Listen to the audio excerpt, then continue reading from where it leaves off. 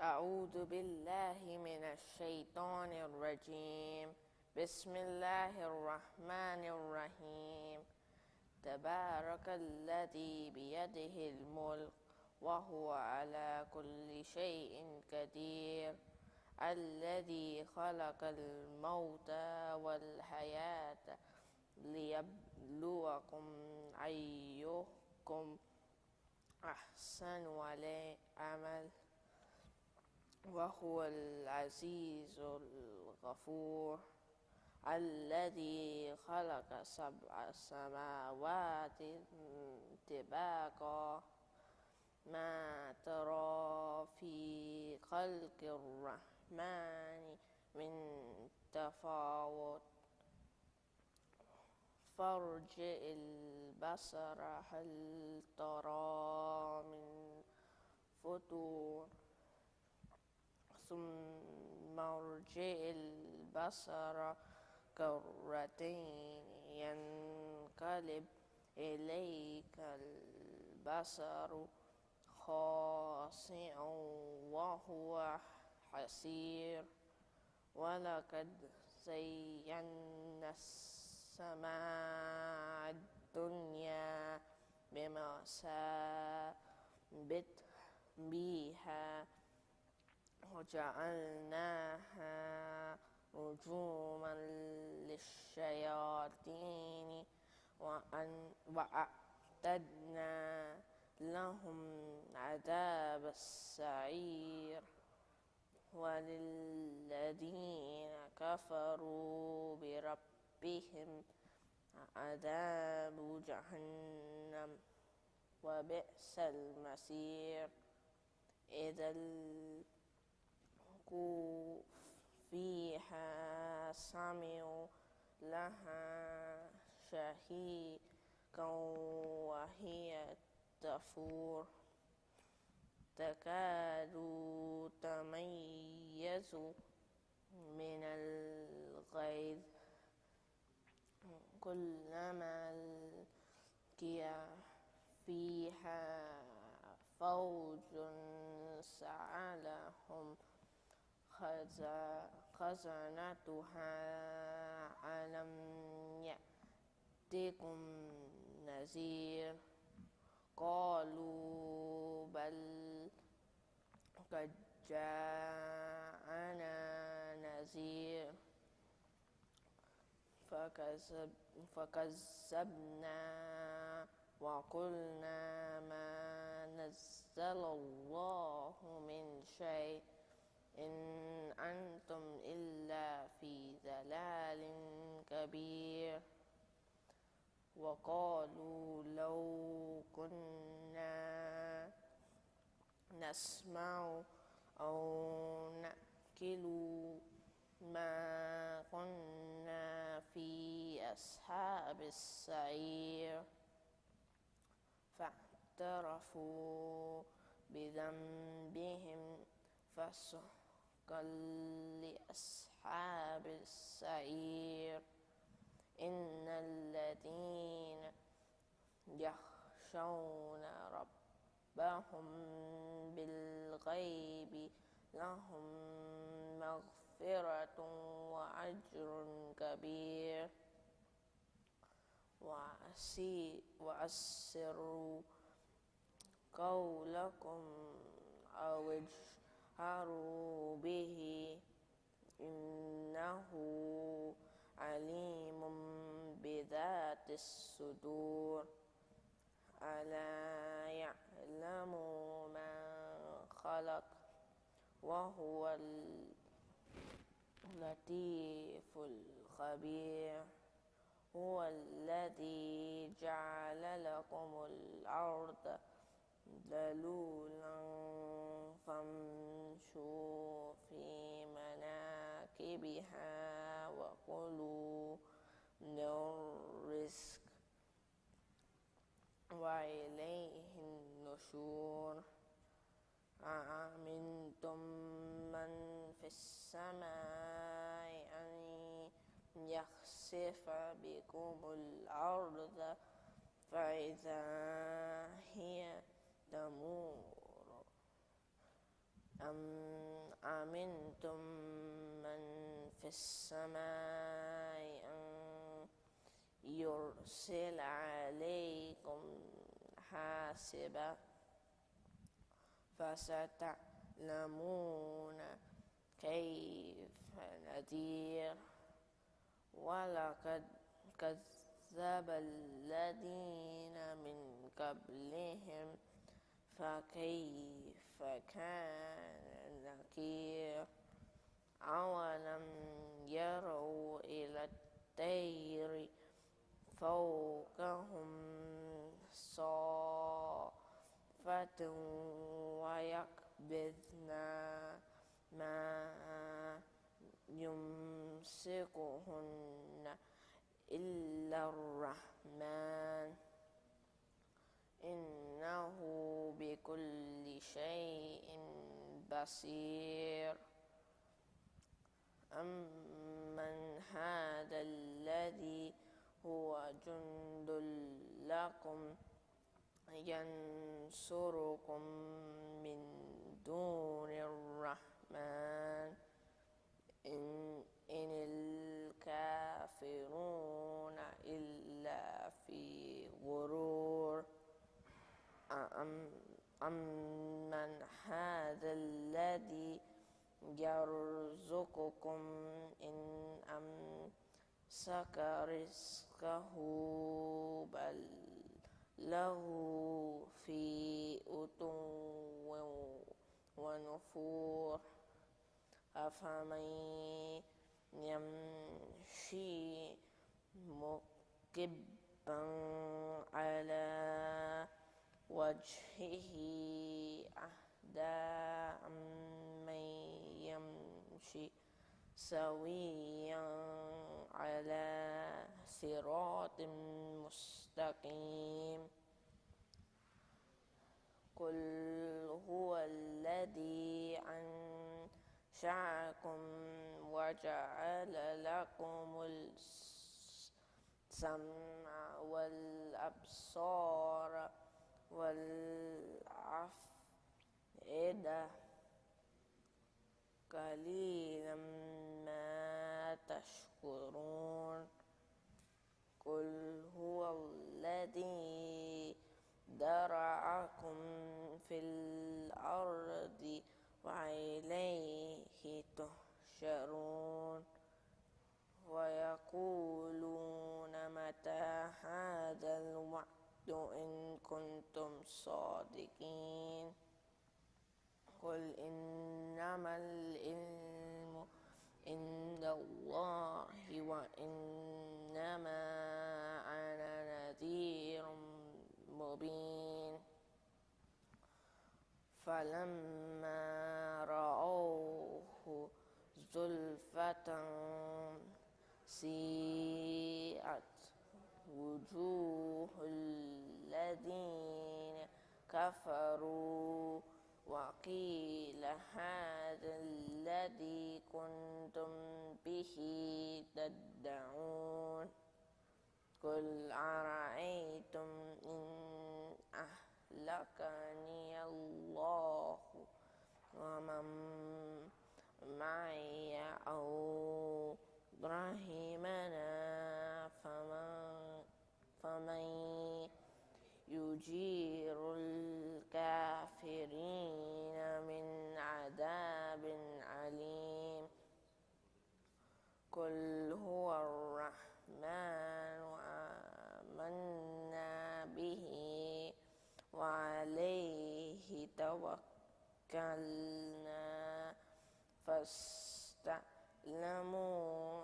ما هو في ضلال مبين قل أرأيتم إن أصبح ماؤكم غيرا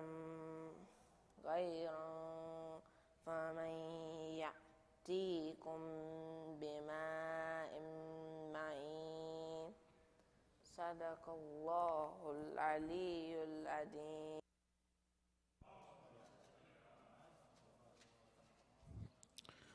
إن الله وملائكته يصلون على النبي يا أيها الذين آمنوا صلوا عليه وسلموا تسليما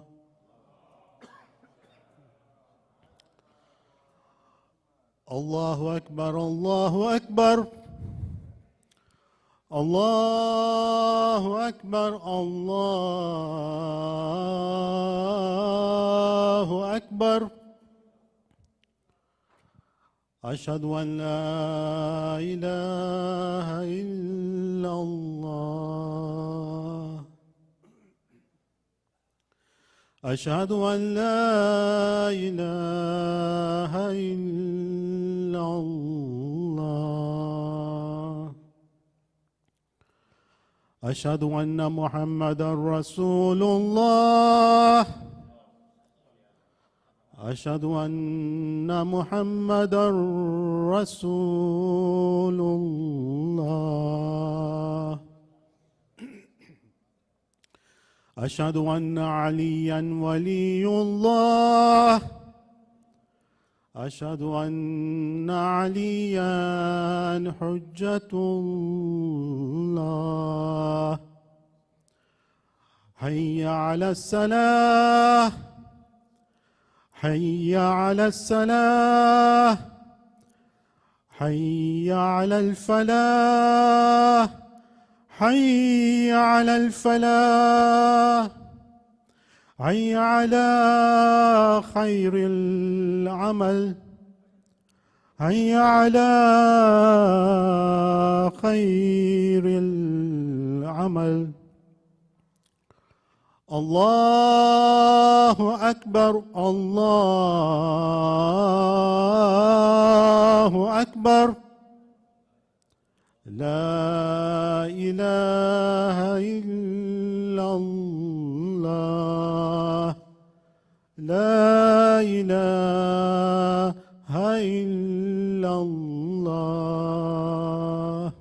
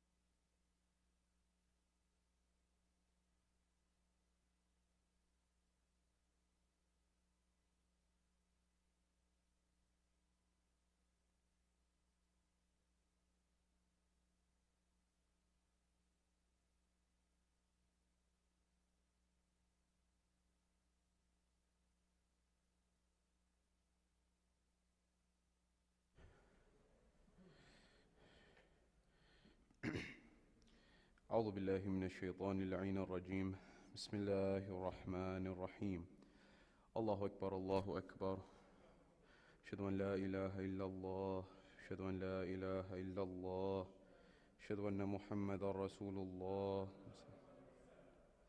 أشهد أن محمدا رسول الله أشهد أن عليا ولي الله. أشهد أن عليا حجة الله. حي على الصلاة، حي على الصلاة، حي على الفلاح، حي على الفلاح، حي على خير العمل، حي على خير العمل. قد قامت الصلاة، قد قامت الصلاة. الله أكبر، الله أكبر، لا إله إلا الله.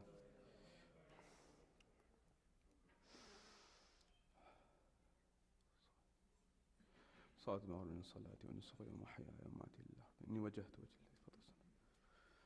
الله أكبر.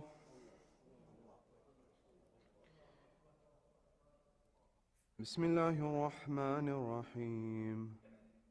الحمد لله رب العالمين الرحمن الرحيم مالك يوم الدين. إياك نعبد وإياك نستعين. اهدنا الصراط المستقيم، صراط الذين أنعمت عليهم غير المغضوب عليهم ولا الضالين. بسم الله الرحمن الرحيم.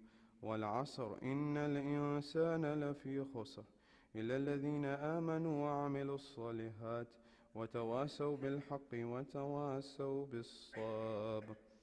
الله أكبر.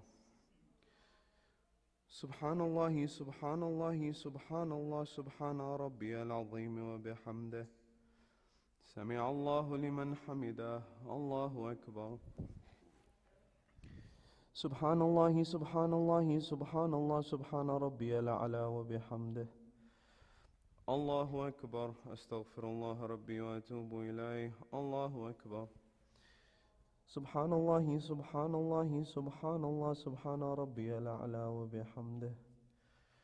الله أكبر. بحول الله وقوته أقوم وأقعد وأرقى وأسجد. بسم الله الرحمن الرحيم. الحمد لله رب العالمين الرحمن الرحيم مالك يوم الدين. إياك نعبد وإياك نستعين. اهدنا الصراط المستقيم، صراط الذين أنعمت عليهم غير المغضوب عليهم ولا الضالين. بسم الله الرحمن الرحيم. قل هو الله أحد الله الصمد لم يلد ولم يولد ولم يكن له كفوا أحد. كذلك الله ربي. الله أكبر. اللهم صل على محمد وآل محمد. ربنا آتنا في الدنيا حسنة وفي الآخرة حسنة وقنا عذاب النار. اللهم صل على محمد وآل محمد. الله أكبر. سبحان الله، سبحان الله، سبحان الله، سبحان ربي العظيم وبحمده. سمع الله لمن حمده. الله أكبر.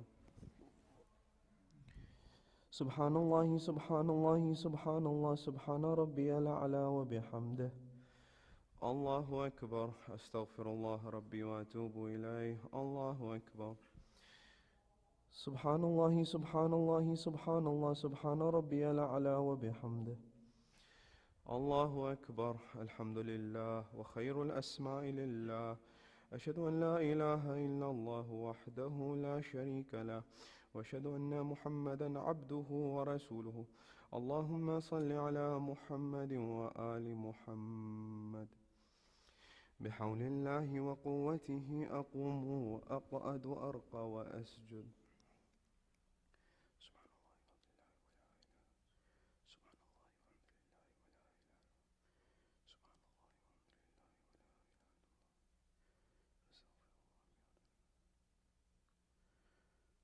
الله أكبر. سبحان الله، سبحان الله، سبحان الله، سبحان ربي العظيم وبحمد. ربي صل على محمد وآل محمد. سمع الله لمن حمده. الله أكبر. سبحان الله، سبحان الله، سبحان الله، سبحان ربي الأعلى وبحمد. ربي صل على محمد وآل محمد. الله أكبر. أستغفر الله ربي وأتوب إليه. الله أكبر. سبحان الله، سبحان الله، سبحان الله، سبحان ربي الأعلى وبحمد. ربي صل على محمد وآل محمد. يا لطيف ارحم عبدك الضعيف. الله أكبر. الحمد لله وخير الأسماء لله. أشهد أن لا إله إلا الله وحده لا شريك له، وأشهد أن محمدا عبده ورسوله. اللهم صل على محمد وآل محمد. السلام عليك أيها النبي ورحمة الله وبركاته. السلام علينا وعلى عباد الله الصالحين.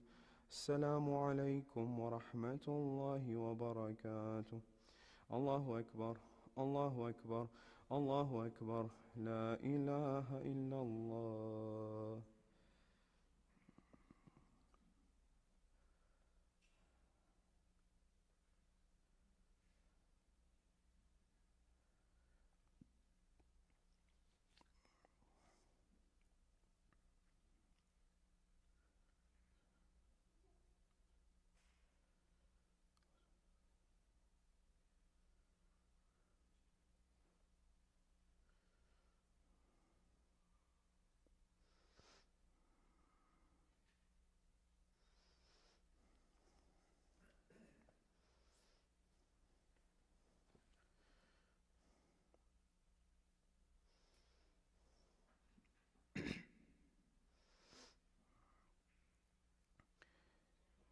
إن الله وملائكته يصلون على النبي، يا أيها الذين آمنوا صلوا عليه وسلموا تسليما.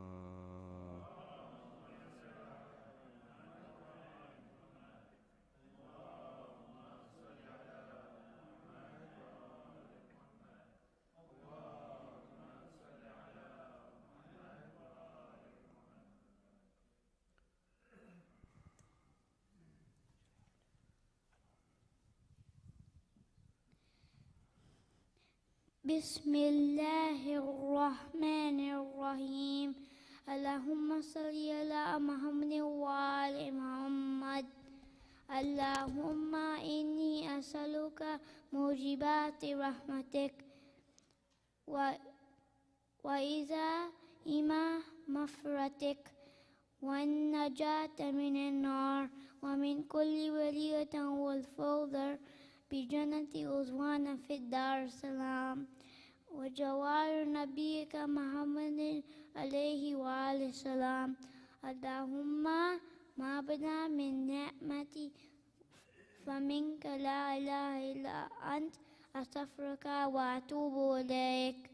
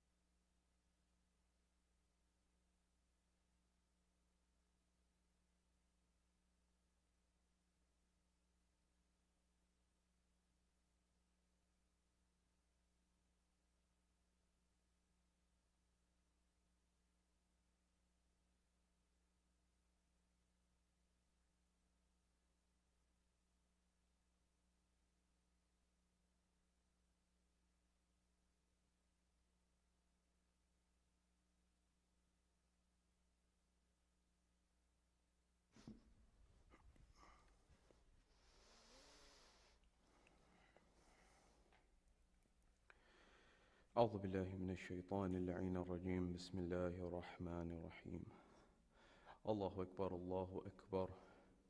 أشهد أن لا إله إلا الله. أشهد أن لا إله إلا الله. أشهد أن محمدا رسول الله. أشهد أن محمدا رسول الله. أشهد أن عليا ولي الله. أشهد أن عليا حجة الله. حي على الصلاة حي على الصلاة حي على الفلاح حي على الفلاح حي على خير العمل حي على خير العمل. قد قامت الصلاة قد قامت الصلاة. الله أكبر الله أكبر. لا إله إلا الله. صلاة لشأن الصلاة والنسك ومحياي ومماتي لله رب العالمين وجهت وجهي الذي فطر السماوات حنيفا. الله أكبر. بسم الله الرحمن الرحيم. الحمد لله رب العالمين الرحمن الرحيم مالك يوم الدين. إياك نعبد وإياك نستعين. اهدنا الصراط المستقيم صراط الذين أنعمت عليهم غير المغضوب عليهم ولا الضالين. بسم الله الرحمن الرحيم. والعصر إن الإنسان لفي خسر إلا الذين آمنوا وعملوا الصالحات وتواصوا بالحق وتواصوا بالصبر. الله أكبر. سبحان الله سبحان الله سبحان الله سبحان ربي العظيم وبحمده. سمع الله لمن حمده. الله أكبر.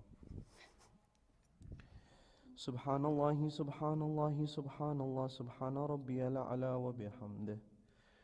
الله أكبر. أستغفر الله ربي وأتوب إليه. الله أكبر. سبحان الله سبحان الله سبحان الله سبحان ربي الأعلى وبحمده. الله أكبر. بحول الله وقوته أقوم وأقعد وأرقى وأسجد. بسم الله الرحمن الرحيم.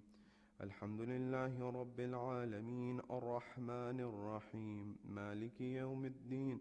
إياك نعبد وإياك نستعين. اهدنا الصراط المستقيم صراط الذين أنعمت عليهم غير المغضوب عليهم ولا الضالين. بسم الله الرحمن الرحيم. قل هو الله أحد الله الصمد لم يلد ولم يولد ولم يكن له كفوا أحد. كذلك الله ربي. الله أكبر. اللهم صل على محمد وآل محمد. ربنا آتنا في الدنيا حسنة وفي الآخرة حسنة وقنا عذاب النار. اللهم صل على محمد وآل محمد.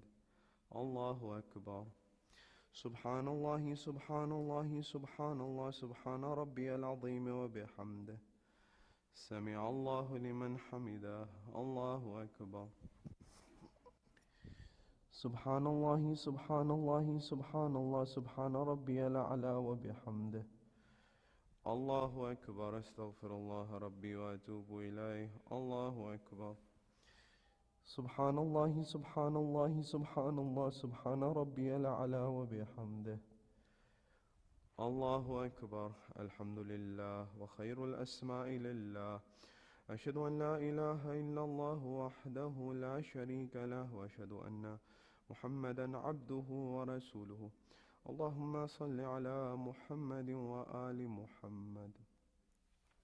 بحول الله وقوته أقوم وأقعد وأرقى وأسجد.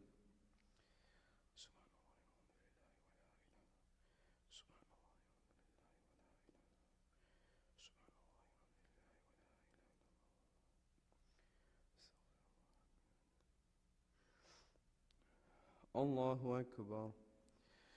سبحان الله سبحان الله سبحان الله سبحان ربي العظيم وبحمده. سمع الله لمن حمده. الله أكبر. سبحان الله سبحان الله سبحان الله سبحان ربي الأعلى وبحمده. الله أكبر. أستغفر الله ربي وأتوب إليه. الله أكبر. سبحان الله سبحان الله سبحان الله سبحان ربي الأعلى وبحمده. الله أكبر. بحول الله وقوته أقوم وأقعد وأرقى وأسجد.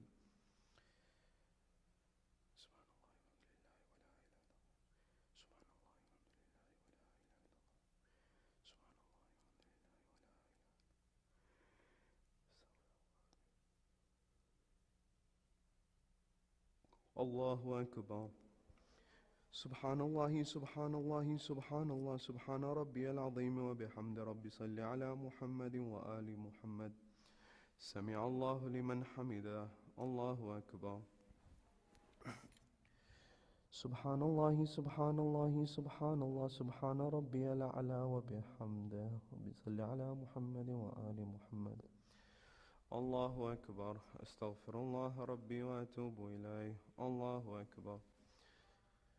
سبحان الله سبحان الله سبحان الله سبحان ربي الأعلى وبحمد ربي صل على محمد وآل محمد.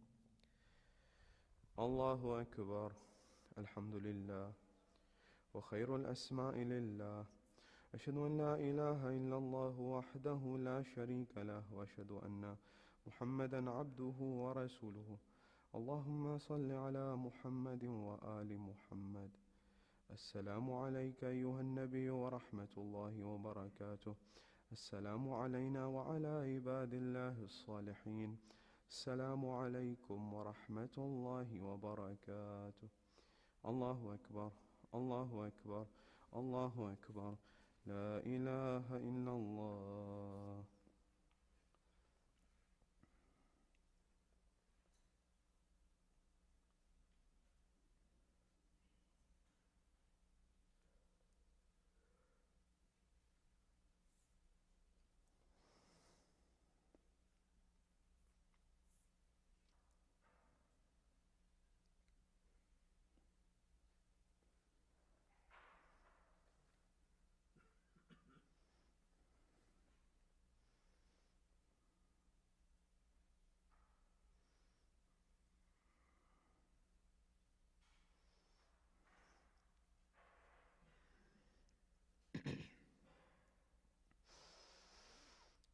إن الله وملائكته يصلون على النبي يا أيها الذين آمنوا صلوا عليه وسلموا تسليما.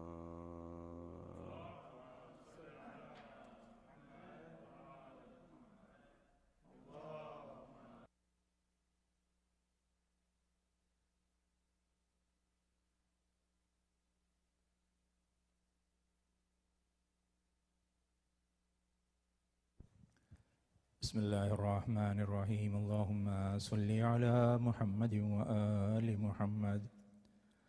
اللهم إنه ليس لي علم بموضع رزقي وإنما أطلبه بخطرات تخطر على قلبي فأجول في طلبه البلدان فأنا فيما أنا طالب كالحيران لا أدري في سهل هو أم في جبل أم في أرض أم في سماء أم في بر أم في بحر وعلى يدي من ومن قبل من وقد علمت أن علمه عندك وأسبابه بيدك وأنت الذي تقسمه بلطفك وتسببه برحمتك. اللهم فصل على محمد وآله واجعل يا ربي رزقك لي واسعا ومطلبه سهلا وماكده قريبا ولا تعنني بطلب ما لم تقدر لي فيه رزقا فإنك غني عن عذابي وأنا فقير إلى رحمتك. فصل على محمد وآله وجد على عبدك بفضلك إنك ذو فضل عظيم.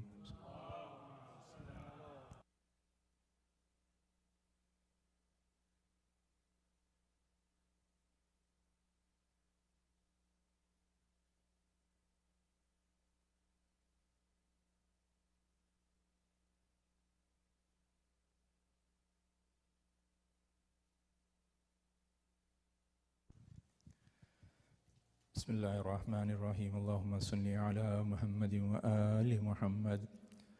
السلام عليك يا رسول الله، السلام عليك يا أمير المؤمنين، السلام عليك يا فاطمة الزهراء سيدتي نساء العالمين، السلام عليك يا خديجة الكبرى، السلام عليك يا حسن المجتبى، السلام على الحسين وعلى علي بن الحسين وعلى أولاد الحسين وعلى أصحاب الحسين.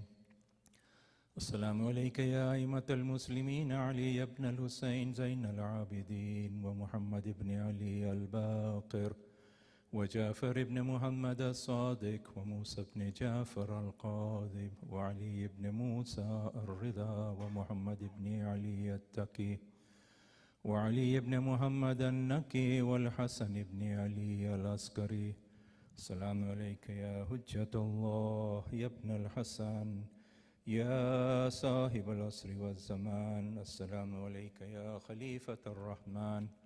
السلام عليك يا شريك القرآن. السلام عليك يا كعبة الإيمان. السلام عليك يا إمام الإنس والجان.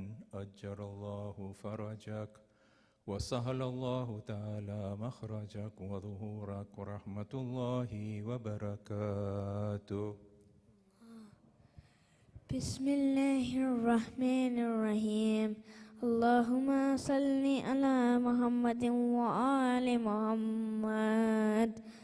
اللهم كل وليك الحجة ابن الحسن صلواتك عليه وعلى آبائه في هذه الساعة وفي كل ساعة وليا وحافظا وقائدا وناصرا ودليلا وعينا حتى تسكنه أرضك طوعا وتمتعه فيها طويلا.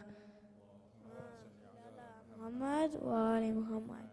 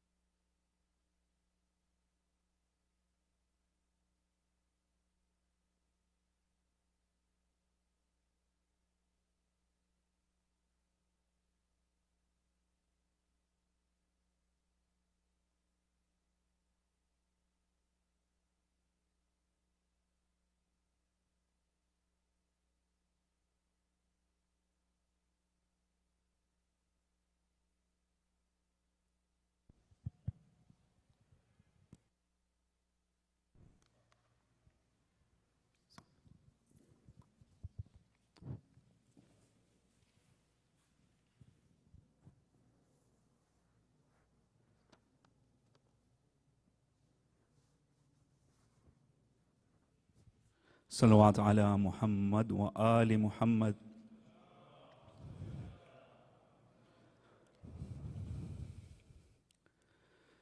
सज्जाद रिहाई पाकर भी परदेस से घर को लुटा कर भी जब अश्क बहाते रहते थे ज़ैनब से दुख देखे न गए। एक रोज तरफ ये पूछा सज्जाद तू कब तक रोएगा, اس وقت میرے مولا نے کہا، اس وقت میرے مولا نے کہا، اماں ہے اپنے مقدر پر صغرا کے سوالوں پر، اماں ہے اپنے مقدر پر صغرا کے سوالوں پر، کیوں نہ روئے سجاد، کیوں نہ روئے سجاد، کیوں نہ روئے سجاد، کیوں نہ روئے سجاد، کیوں نہ روئے سجاد، کیوں نہ روئے سجاد،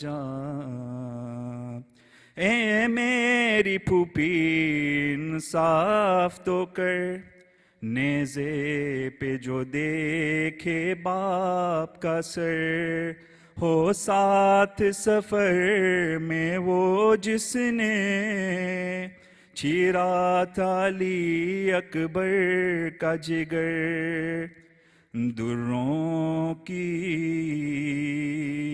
سزا ملتی ہو جہاں،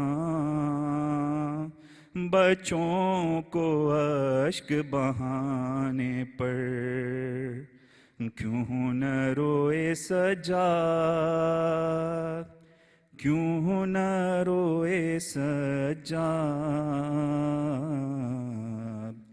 کیوں نہ روئے سجاد، تم چپ چپ کر خوں روتی ہو، میں روؤں تو کیوں کہتی ہو، تم چھپ چھپ کر خوں روتی ہو، میں روؤں تو کیوں کہتی ہو، رویا نہ کرو اے لال میرے، بھائی کو گوا کر بیٹھی ہوں، معصوم بہن کو زندہ میں جو چھوڑ کے تنہا آیا گر، کیوں نہ روئے سجاد، نیزے سے گرا عباس کا سر، میں دیکھ چکا ہوں وہ منظر، دربار میں کیوں مر نہ گیا، جب نام تمہارا لے لے کر کہتا تھا، لئیں زینب ہے کہاں، لے آؤ یہاں پر بے چادر، کیوں نہ روئے سجاد، کیوں نہ روئے سجاد، کیوں نہ روئے سجاد، سب قتل ہوئے میں زندہ تھا، بیمار سہی لر سکتا تھا، شرمندہ ہوں میں اصغر سے، وہ تیر ستم سے لڑ تو گیا، وہ تیر میرے کیوں کر نہ لگا، جس تیر سے گائل تھا اصغر، کیوں نہ روئے سجاد، کیوں سامنے سغرا کے جاؤں، بہتر تو یہی ہے مر جاؤں۔ تم زندہ ہو اکبر نہ رہا، وہ پوچھے تو کیا بتلاؤں، کیا صبر کروں کیا ضبط کروں، ہے زخم بہت دل کے اندر، کیوں ہوں نہ روئے سجاد۔ سر تشت میں تھا بابا کا رکھا، اور تخت پہ قاتل بیٹا تھا، دندان مبارک پر ان کے خوش ہو کے چھری وہ مارتا تھا۔ افسوس میں کچھ بھی کر نہ سکا، اب تک ہے اسی سے درد جگر، کیوں نہ روئے سجاد، کیوں نہ روئے سجاد، کیوں نہ روئے سجاد، کیوں نہ روئے سجاد، کیوں نہ روئے سجاد، کیوں نہ روئے سجاد۔ الفاتحہ۔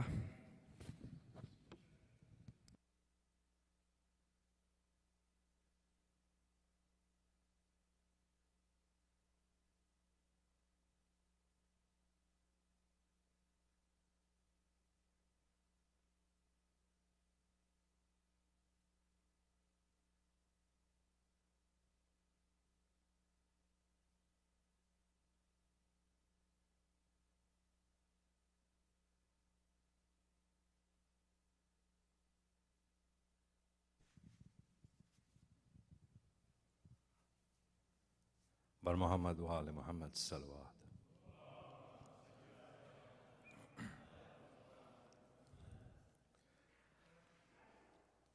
یہ سوچتا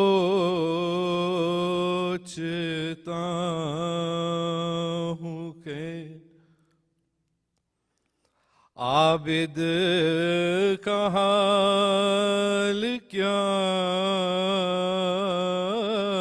ہوگا، یہ سوچتا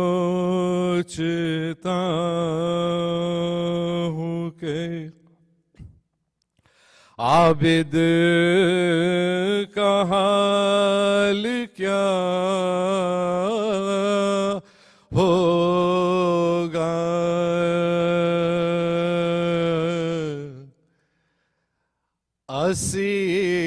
اسیر ہو کہ وہ جب شام میں گیا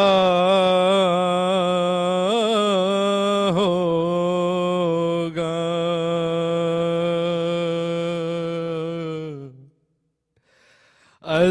اسیر ہو کہ وہ جب شام میں گیا ہوگا، یہ سوچتا ہوں۔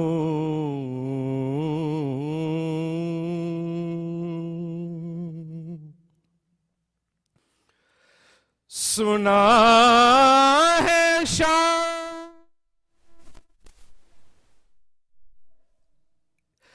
جا رو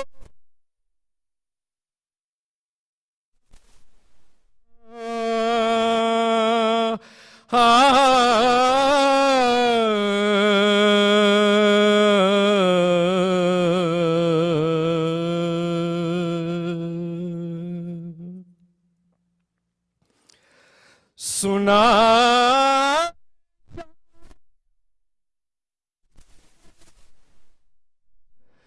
جا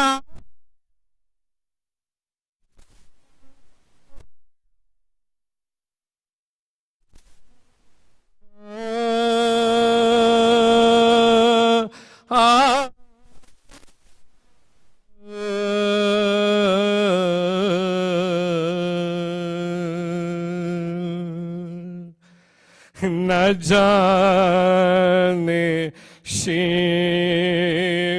نے اس وقت کیا کہاں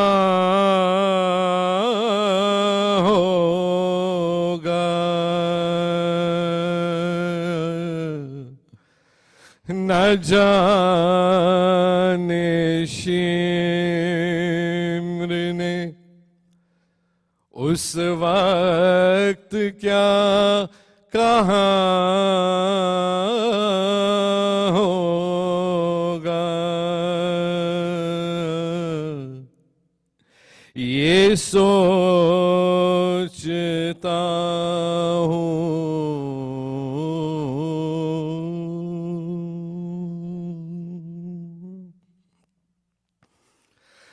گلے کے تو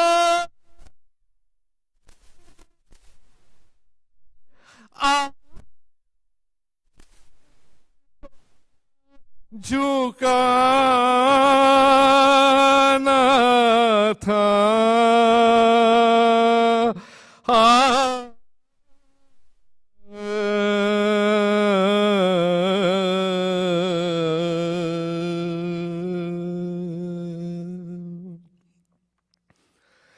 گلے کے توق نے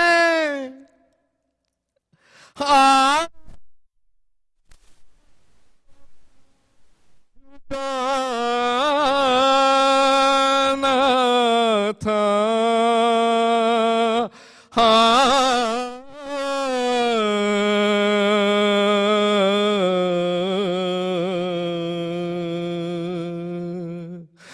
وہ اپنے کھوئے ہوئے لال ڈھونڈتا ہوگا،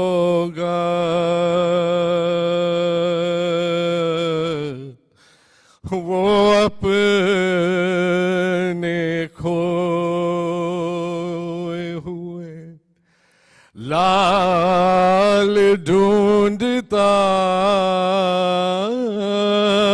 ہوگا،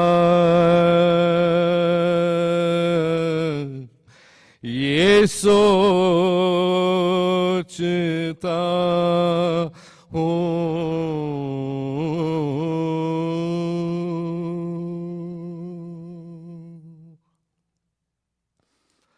وہ یاد تھا ہو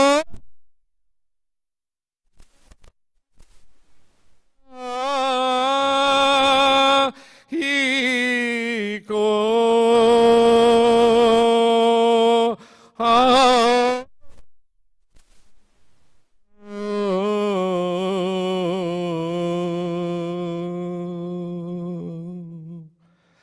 وہ یاد تو ہو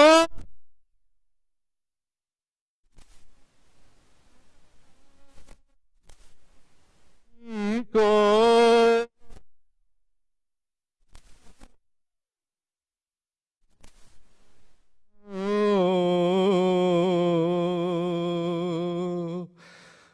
بہن کو دفن جو پردیس میں کیا ہوگا،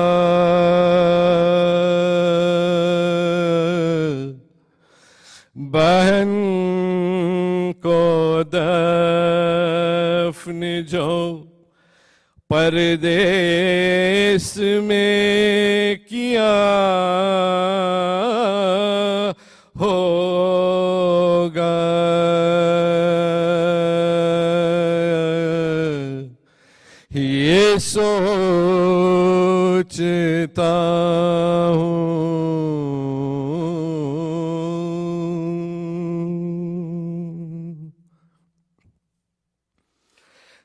ظلم دے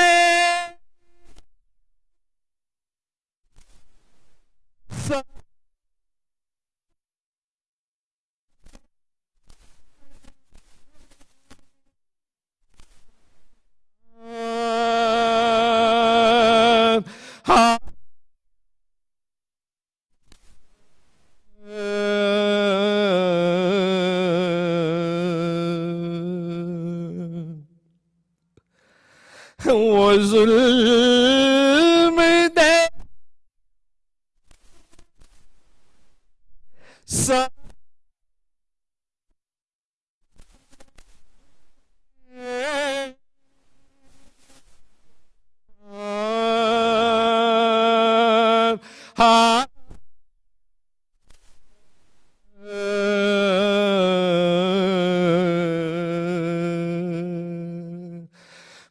مجھے یقین ہے کہ اب تک بھی رو رہا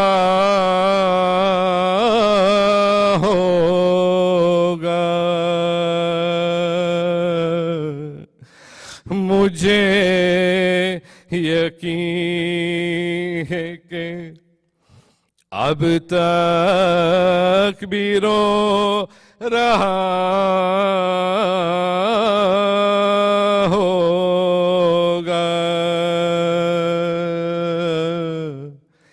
یہ سوچتا ہوں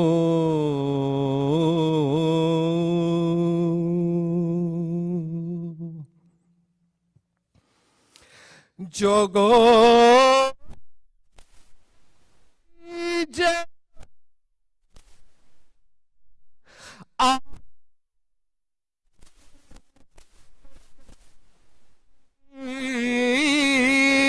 لگتا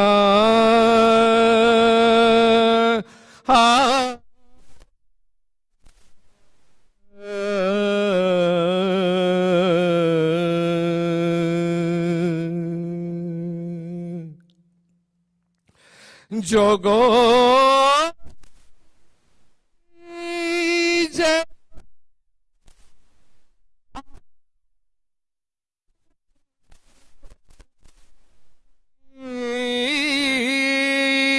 لگتا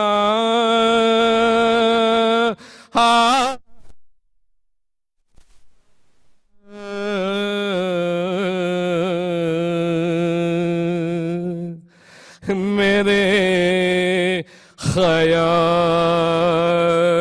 میں دکھ درد کا خدا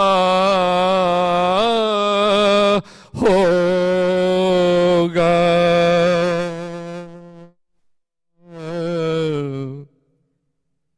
میرے خیال میں دکھ درد کا خدا ہوگا یہ کہ عابد کا خیال کیا ہوگا اسیر ہو کہ وہ جب شام میں گیا ہوگا یہ سوچتا ہوں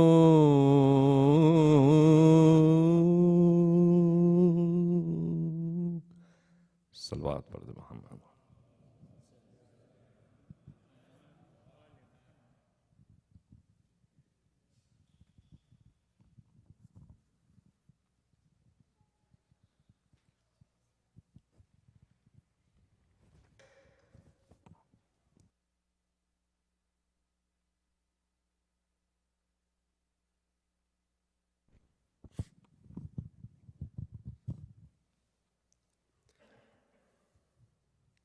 أعوذ بالله من الشيطان الرجيم بسم الله الرحمن الرحيم. Dr. Sayyid Shabbir Kirmani, respected elders, brothers and sisters, Assalamu alaikum wa rahmatullahi wa barakatuh. عظم الله أجورنا وأجوركم بمصابنا بالحسين عليه السلام. Surah Fatiha is requested for the Salih Sawab of the marhumin listed on the screen and for all marhumin. Al-Fatiha.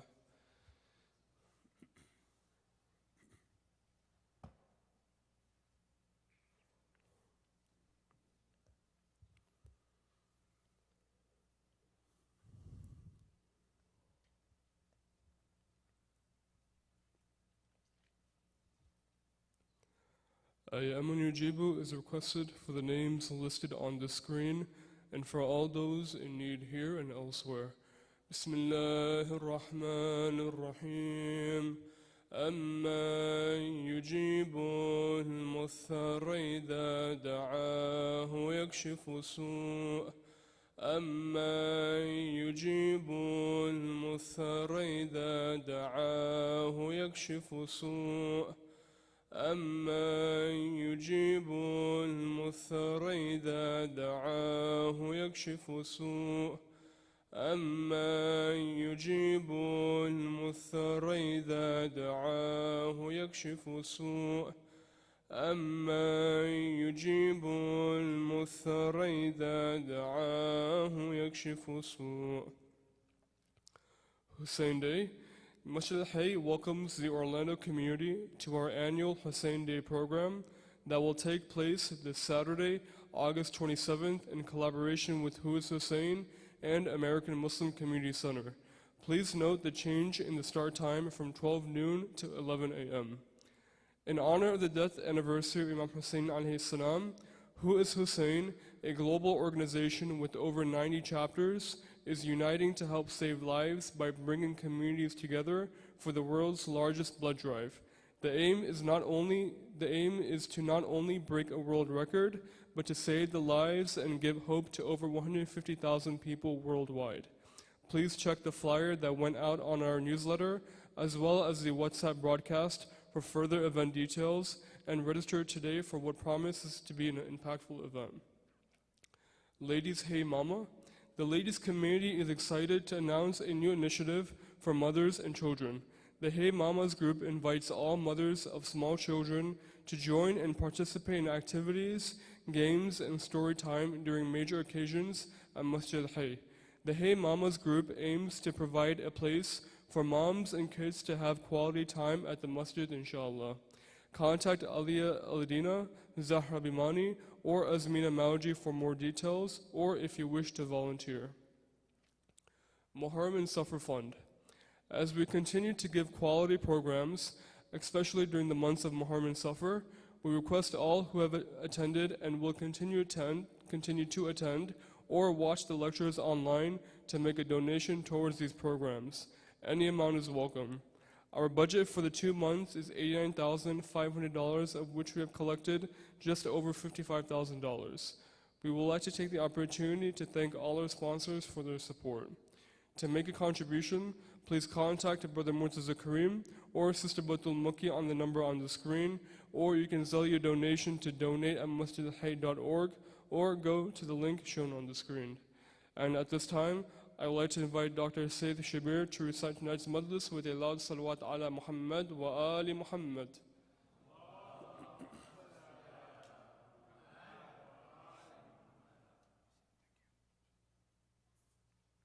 Another salli ala Muhammad wa ali Muhammad.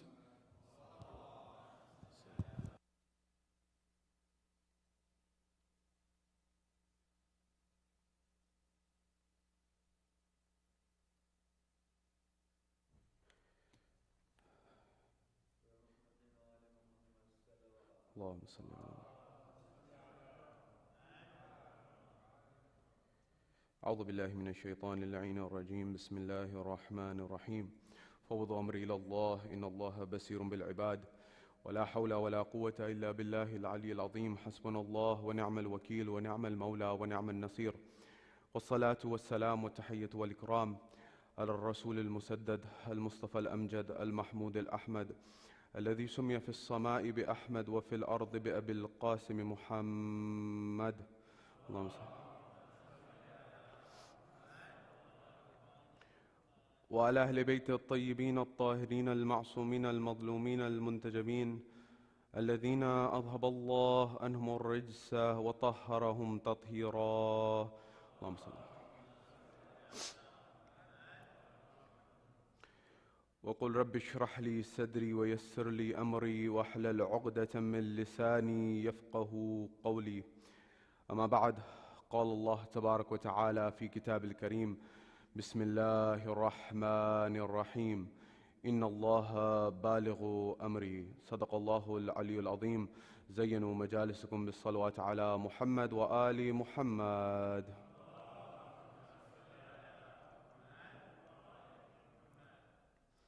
My respected elders, brothers and sisters in Islam and Iman here in Florida, across the globe, wherever you're hearing my voice, Salamun alaikum jami'an wa rahmatullahi wa barakatuh. Question, what is empathy?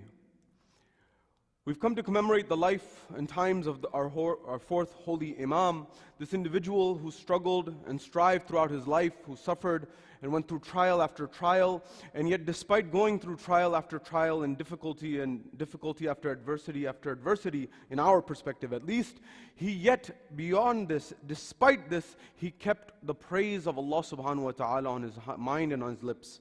This individual in his heart, his mind, his tongue was still able to see the beauty of Allah subhanahu wa ta'ala despite all of those difficulties and trials. And therefore, to understand and reflect on the life of this beloved Imam and how important his movement is, just as important as his father and his grandfather before him, how can we learn from his life? And in trying to understand his life, I want to look at a few things with you. Number one, what is the background of the Imam and what environment was he living in? Number two, what was the life of the Imam post-Karbala? What happened thereafter? And what can we learn in that post-Karbala movement? What was the Imam's age and where did he fall in terms of the children of Imam al-Hussein alayhi salam? At the fourth level, what was the empathy of the Imam that you and I can learn from in our own lives? And how is it possible that perhaps over a millennium ago, they were ahead of the curve, and now our modern world may be catching up to what they were trying to bring the minds to at that time? And finally, what was the power of the movement of Imam Sajjad after the tragedy of Karbala, which we may not even understand was just as powerful as the movement of his beloved father? Inshallah, we will commemorate his tragedy and conclude with that tonight. This is our agenda for the night. Wherever you are, here in Florida or across the globe, wherever you're hearing my voice, from the bottom of your heart, send a salawat on Muhammad wa ali Muhammad. Allahumma salli. At the first level, this question about what is empathy, if anyone had the right in history's pages to have seen the difficulties of life, the adversities of life, the bitterness of life, the reality of what may happen in life, as I remind you, the saying of Montesquieu, the French philosopher, he said a man has three teachers. That is, the first being the parents, the second being the schoolmaster, and the third being the world. And when the person gets to the world, the third teacher, they realize that the third teacher contradicts what the first two teachers said. The first two said the world should be this way. This said the world as it should be. And then they see the third teacher and they find reality as it is.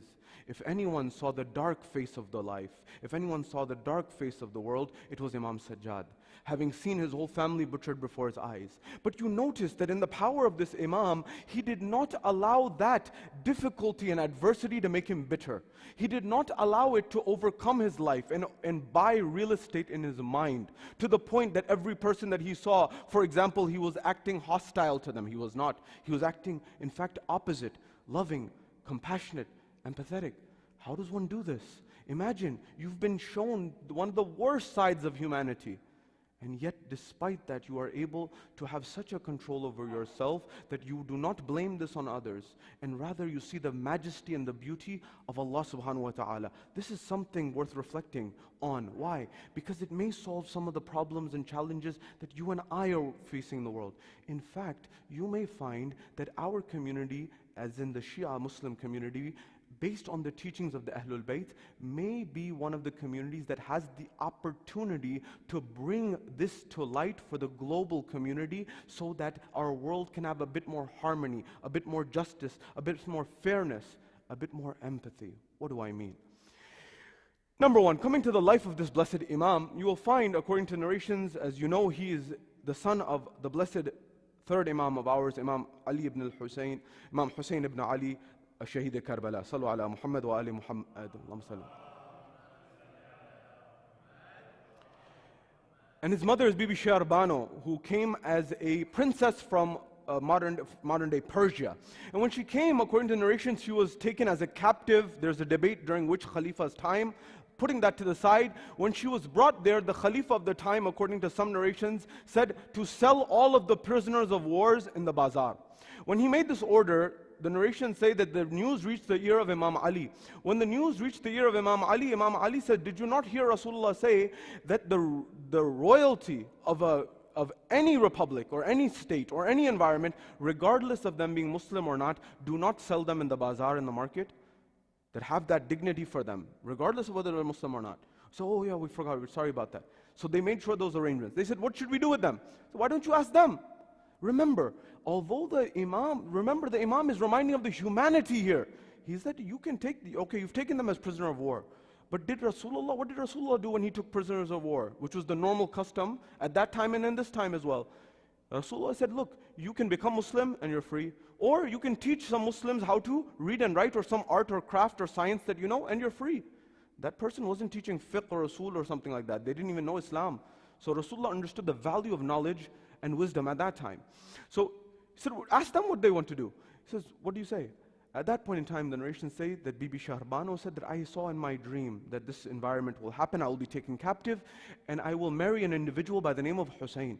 I want to proceed and marry that individual Hussein. And then it came to light that was none other than Imam al-Hussein alayhi salam, and she got married. But eventually Bibi Shahrbano, she passed away during the life of Imam Sajjad. In fact, narrations say that Bibi Shahrbano was not physically present in Karbala. Although Marasi and Nauhas say Bano and the likes, it's a figure. This was a catch-all term for many of the women of Ahlul Bayt in Karbala. So what happened afterwards? Afterwards, the Imam had one servant who was in the house when he was growing up, in the house of Imam al-Hussein alayhi salam, who acted like a mother to him. Like a servant in the house, but she was like the mother. She was the caretaker of the Imam. And the Imam used to respect her like his own biological mother. To the point that the narrations say that when Imam would sit down to eat at a meal and his servant mother would be there at the table or spread of food, at that point in time, people said that we never saw Imam Sajjad ever reach for a morsel of food while that servant mother of his was there. They said, Yabna Rasulillah, why aren't you doing this? Why don't you ever go for a bite of food or take a piece of bread or something while she is there in your vicinity? Allahu Akbar. He teaches the lesson for life. Imam says, look, when I go to eat at the table and my mother, who has raised me as her own child, although she's not my biological mother, she is there. I do not wish that I proceed to take my hand and reach for a piece of bread, that perhaps I take this and I put it on my plate and I take a bite of this, and she had, without my knowing, she had made the intention, the niyat, the irada, to go and pick up that piece of bread for herself.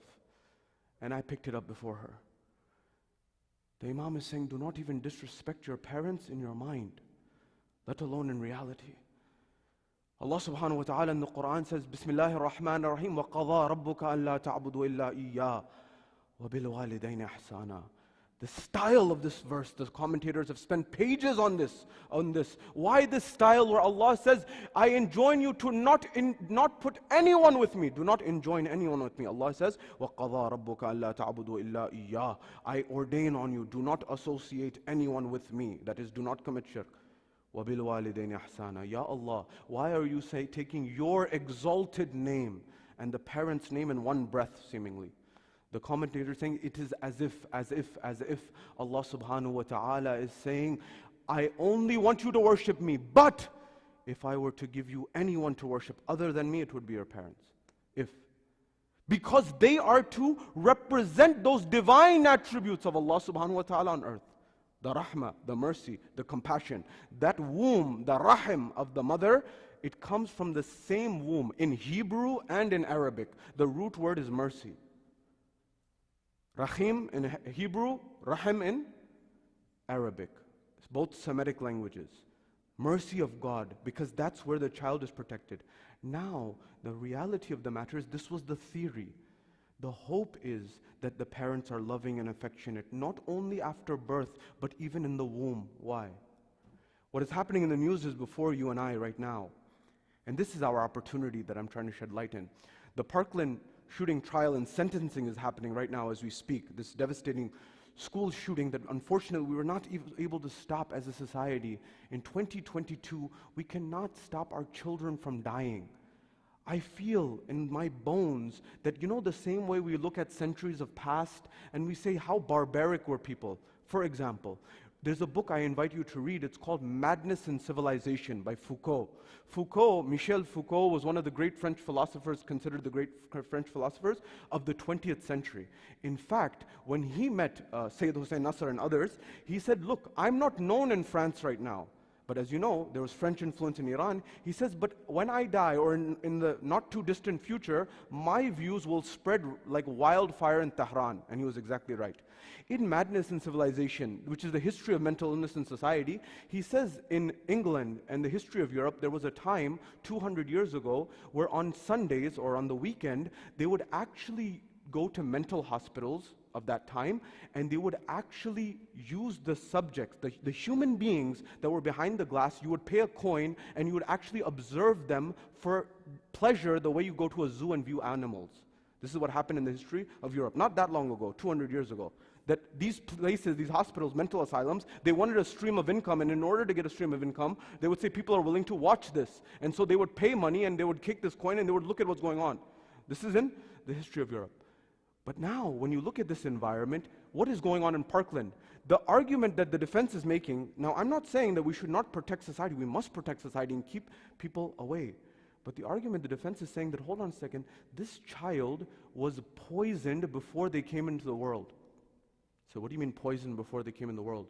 He said this child, or this killer or shooter, depending on your perspective, was poisoned in the womb. Poisoned in the womb meaning what? They said the mother was a drug addict. The mother was an alcoholic. The mother was something I cannot mention here. And they said that this child was born into this world. And having that, and by the way, the science is keeping up with this. You can check all of these facts, by the way. In fact, I remind you that the documentary that I watched on my way to LA, Crazy But Not Insane. The psychiatrist, this doctor, she said, I've started my whole journey in juvenile delinquency centers. And I wanted to notice, are there any trends amongst these patients that are here? And she found that the ones who are violent, the children who are violent in the juvenile detention center, almost without exception, all of them themselves had faced violence themselves from elders or people who are looking after them. Number one example. Number two, and don't forget this one, ACE, Adverse Childhood Experience. There was a study done in the 1990s by the CDC and Kaiser Permanente. We don't see Kaiser Permanente hospitals as much here on this side of America, but when you go to the West Coast, every time I go to California and I go to Seattle and other places, you see Kaiser Permanente hospitals everywhere. The same way we see Advent Health and other things. Similarly, so you see this. So this was a collaboration on the West Coast and between the CDC.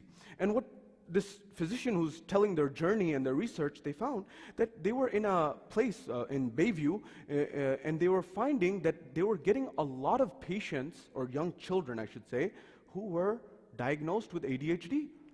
And so now, if you know, every other person's being diagnosed, she's like, what's going on? Okay, there's some circumstances here, but maybe there's an example.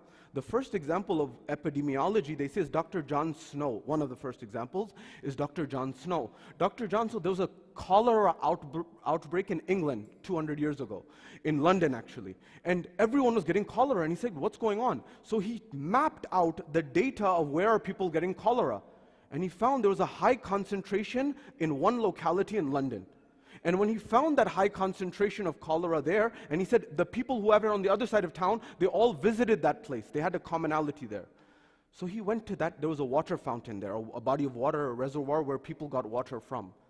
When he went there, just a few yards away, he saw a dirty diaper there that was leaking and flowing into the water source. He said, this is the cause. That was one of the first cases of epidemiology that we're aware of. So this same doctor in the 90s said, and in modern times said, hold on a second, why are so many people being diagnosed with this, ADHD? And what impact can it perhaps have later down in life? They have found that those children who go through ACE, adverse childhood experiences of trauma, of neglect, of abuse, of torture, of punishment, of you fill in the blanks, their life expectancy declines, their heart rate expectancy of disease increases. Every metric, almost every metric you can think of, it affects them adversely and destroys their life. So the question remains, if we take the Parkland example, does it start with the mother of the Parkland shooter? Or does it start with his grandmother or grandfather? Or where does the chain start? Where does it end? Coming back to the life of the Imam, if anyone had a right to say that I've been troubled, I've been bothered by society, it was the Imam. But you noticed he did not take that stand. Come back to this environment. If we want to have an impact in our world, you and I as followers of the Ahlul Bayt, perhaps we should be the people who hold the mantle of social justice and tell the world and society to have empathy, to have love, to have compassion. Why? Imam Sajjad during his own life, they say, post Karbala, we say the Imam was just crying. Was the Imam just crying? Or was he doing more? Allow me to explain. Narrations say that the Imam used to have many slaves in his house. Slaves that he would buy with his own money. The same way his grandfather Imam Ali would buy slaves and free them, Imam Sajjad had slaves. And eventually, the narrations say that he would ask them for one thing and one thing only. He wouldn't ask them for anything else. He wouldn't say, make the bed. He wouldn't say, cook something. He wouldn't say anything. He says, just one thing. Can you please give me a glass of water? Allah. This Imam who had seen, perhaps he remembered his father, perhaps he remembered his brothers, perhaps he remembered everyone. He said, just get me one glass of water, please, if you will. You know, the one thing in Islam that you can even ask your parents to get you is water. The thawab and the ajr. You can ask your spouse to get you, because there's so much merit in Islam. They would bring this glass of water and the Imam would say, I free you in Allah's way. And these slaves or these servants, they would go and they would be free. But when they would go back to their towns, their cities, they would go not as people who were slaves, they would go as ambassadors of the Imam. Because the Imam did their tarbiyah. He would teach them, he would train them. Because when they used to go in other houses before they came to Imam Sajjad's house, perhaps they were beaten, perhaps they were struck, perhaps they were abused, perhaps they were traumatized, perhaps they were vilified, perhaps the worst things happened to them. But when they came to the Imam's house, they were treated with respect, with love, with compassion, with empathy.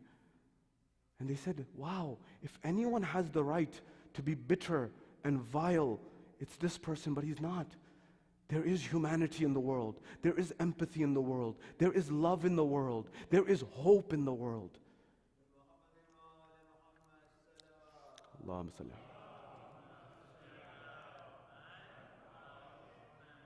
This is what we learn from the life of Imam Sajjad. My dear brothers and sisters, wherever you are hearing my voice, remember one thing.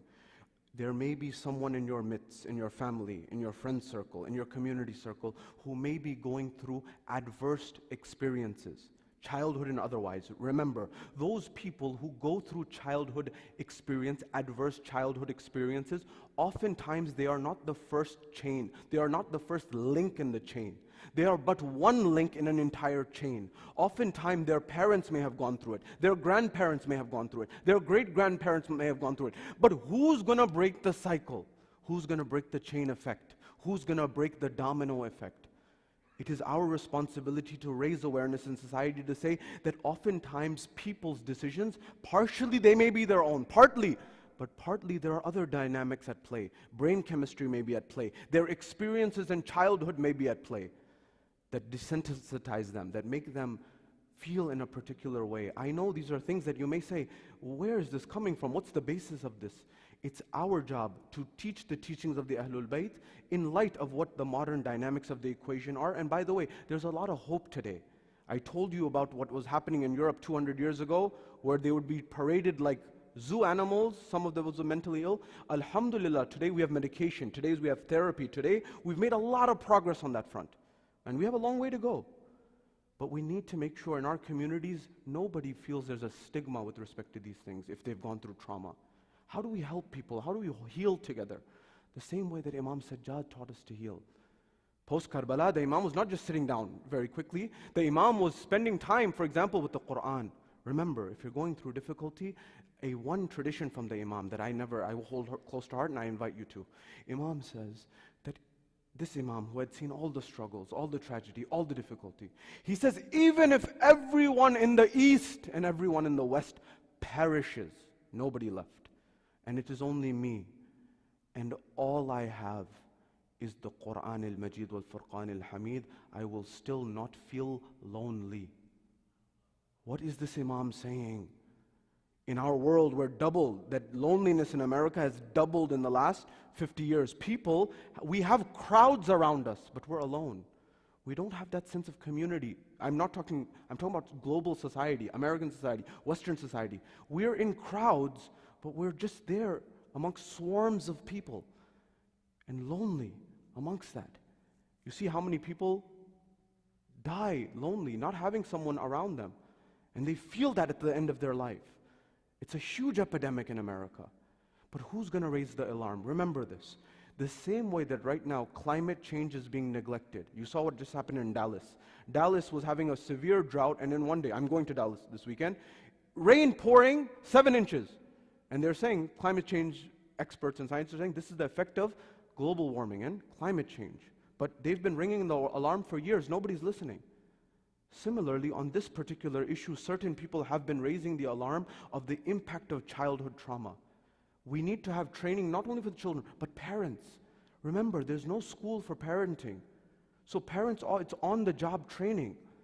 Are we training our parents? Are we training young people to know how to speak affectionately to your child? Because you may be trying to have a good niyyah, a good intention, but you may inadvertently, accidentally scar that child for life. And this is what the science is saying today.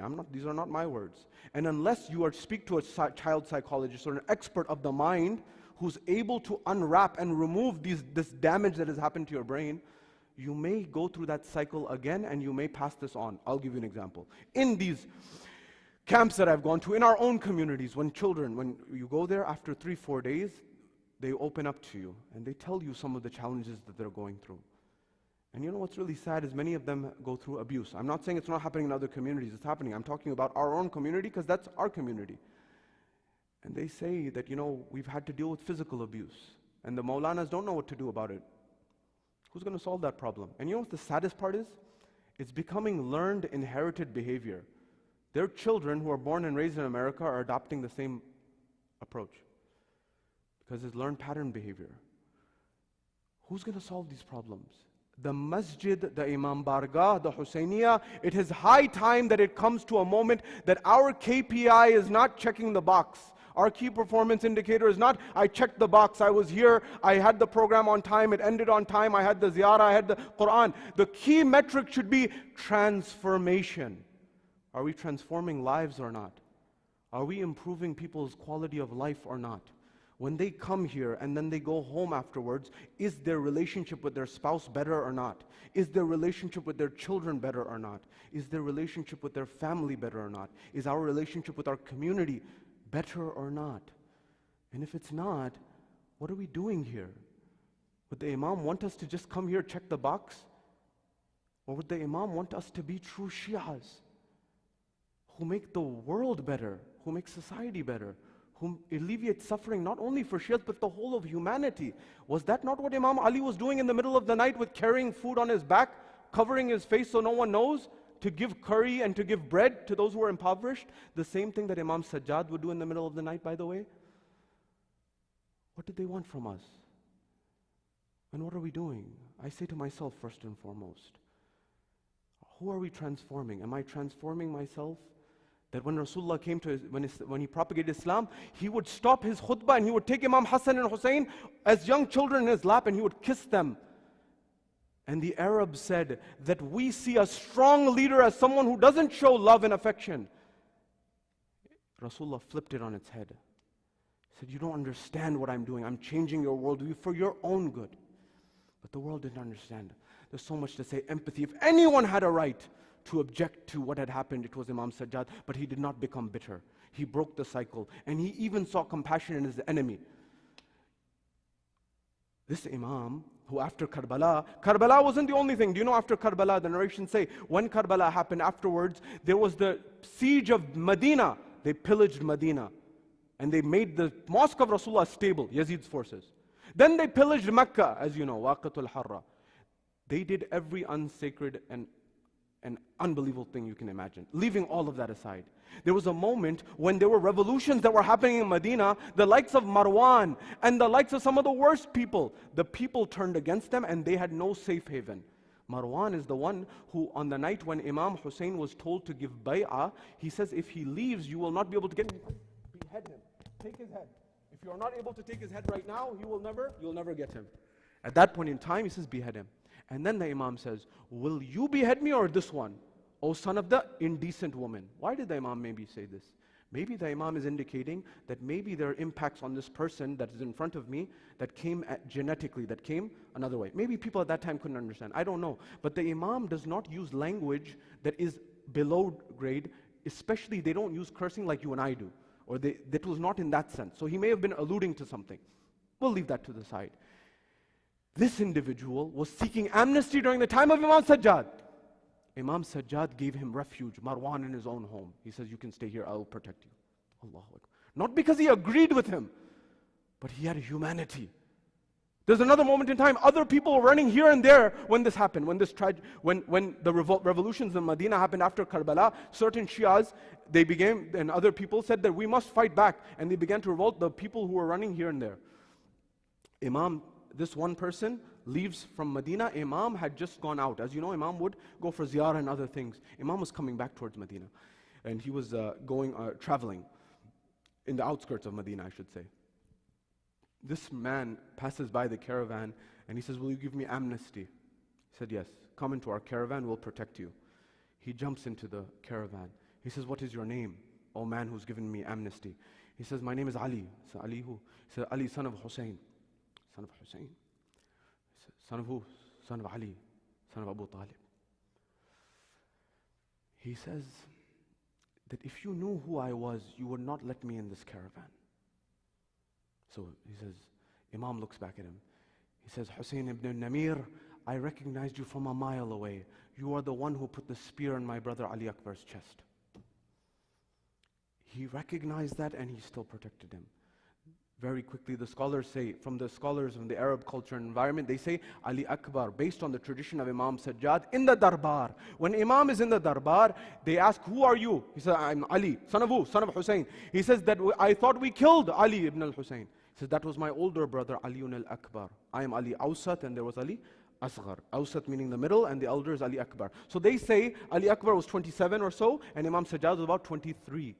The scholars on the other side, many from the subcontinent, they respond and they say, no, Ali Akbar was younger. And they say that the reason that he's called Akbar is because amongst the children of Imam Hussein who were martyred on the plains of Karbala, he was the eldest of the martyrs on that day. And they also say, then why, the response comes, then why was he given the kunya, the title, Abul Hasan, if he wasn't married and had a son named Hassan?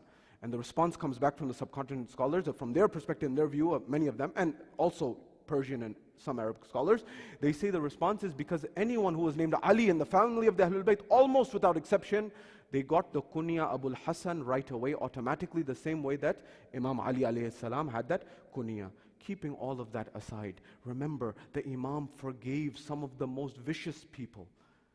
But it was his heart. He was reviving the memory. What did the Imam do post-Karbala? Post-Karbala, the Imam had to declare his imamat. Why? Because when he declared the imamat, remember, many scholars say Ali Akbar was older. So when Ali Akbar was killed, they said, who's going to be the Imam afterwards? Because there was confusion at that point in time. So Muhammad Hanafi also declared his imamat. The Imam used Hajr al-Aswad to declare his imamat, and Hajr al-Aswad gave proof and evidence. But number two, he has to unite the Shia community, because one faction went after Muhammad Hanafiya. How does he unite? He united people with the majlis of Imam al-Hussein. Today, how sad it is, everywhere I go, east to west, the problems are the same, believe me. We have communities across the street, here, there, everywhere. And you think that the institution that Imam Sajjad used to unite the community is now becoming the institution that is being used to separate us. How? Nonetheless, the third element of the equation, Imam then had to propagate the teachings of Islam. How did he do that in an environment where there is strict control? He used the du'as of Sahifa Sajjadiyah. He used the Treaty of Rights, Risalat al-Huquq, to explain people. But no lecture on Imam Sajjad can be complete, and I'm completing here, without the zikr and the mention of his Darbar-e-Sham khutbah. Allahu Akbar. This individual showed his strength, where we say he's that Imam who is bimar, that Imam who is lachar. And although that may be true at one side, but don't ever forget the strength of Imam Sajjad. Because when Imam Sajjad, he stood on what he called these wooden pieces, these planks, and because he said this is not a mimbar, because this is used as a disrespect to Allah and His religion. He says, and he talks to the people in the most eloquent language. And he says, know who I am the son of Makkah and Mina. And he says all of his virtues. And he says eventually, I am the one who is the son of the one who died on the plains of Karbala without ghusl and kafan. And the crowd began to cry, to the point that the enemy on the other side began to say that recite the adhan to cut off his speech. You know, we cut the mic today. That was what he was saying at that time. Cut off his speech. What does the poet says? Say, Baab-e azmat mein tere ye hai dalil-e roshan, tera dushman bhi tere haq mein bayan deta hai. Tera dushman bhi tere haq mein bayan deta hai. To bauklahat tere khutbon ke sabab thi Sajjad. Bauklahat tere khutbon ke sabab thi Sajjad. Varna kafir bhi kahin hukm-e azan deta hai. The poet says that this person on the other side was shaking so much and trembling from the power of your speech. I have never seen a kafir, an infidel, call for the azan to be recited in that way. That this was the power of Imam Sajjad. He changed the dynamics. The poet says, Aaye hain abhi sham ka darbar ulat kar. Aaye hain abhi sham ka darbar ulat kar. Ab abide bimar ko bimar na kehna. The poet says that he has just toppled the court of Sham, Sayyid al-Sajjad. Do not call him the Bimar Imam anymore. Do not call him the Lachar Imam. Notice the strength of Imam Sajjad. In fact, one of the young poets who I came across recently, he says an amazing line which changes your perspective with respect to the dynamics of how Sajjad changes things, how Imam Sajjad alayhi salam changes things. He says, Barha gaya meri tawqir kaisa qaidi tha. बढ़ा गया मेरी तौकीर कैसा कैदी था कभी कभी तो ये जंजीर सोचती होगी. The poet says that he raised my status, he raised my position. Who was asking about me yesterday? No one talked about me. Who said this? The zanjir on the shackles on Sayyid al-Sajjad began to say that even I am respected now because of Sayyid al-Sajjad. But what did the Sayyid al-Sajjad say? I'm leaving everything. Develop love, develop empathy, develop affection for your loved ones, for your neighbors, for your comrades, for society, to be able to, despite someone's animalistic tendencies, to be able to see the humanity behind them the same way Imam Sajjad did. How did he do this? The narrations say that whenever Imam Sajjad would go, Minhal would be there. Minhal would see Imam Sajjad crying. Imam Sajjad cried for so long. When Minhal would see Imam Sajjad cry, he said, Yabna Rasulillah, how long will you cry for? Hasn't it been a long time since Karbala happened? It's the night of Imam Sajjad. Give your condolences to the Ahlul Bayt. If anyone ever had someone worthy to cry for them, it was Imam Sajjad because of what he had seen and what his family had seen. Do you know when this happened? He says, Minhal says, Yabna Rasulillah, how long will you cry for? He says, Minhal, you did not be fair. You were not just with us. Minhal, Yaqub had 12 sons. He lost one Yusuf. He cried so much. He lost his eyesight. Oh, Minhal, I saw 18 Yusufs butchered in front of my eyes. Oh, you ask me not to cry. What shall I do? Ajrukum ala Allah, ajrukum ala Allah. The narrations say that whenever water would come in front of Imam Sajjad, he would see the water and he would begin to weep.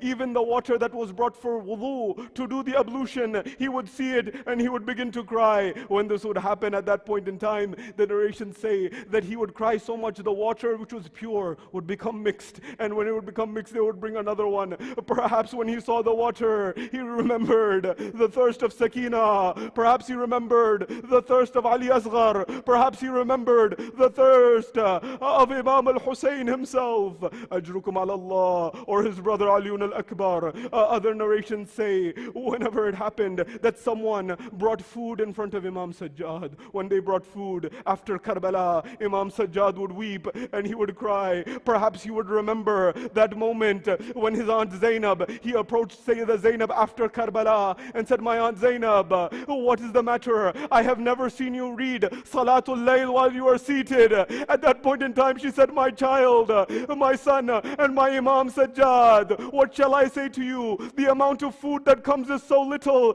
that I distributed amongst the children. There is nothing left for me to eat. This weakness has caused me to get to the point that I need to sit down to pray.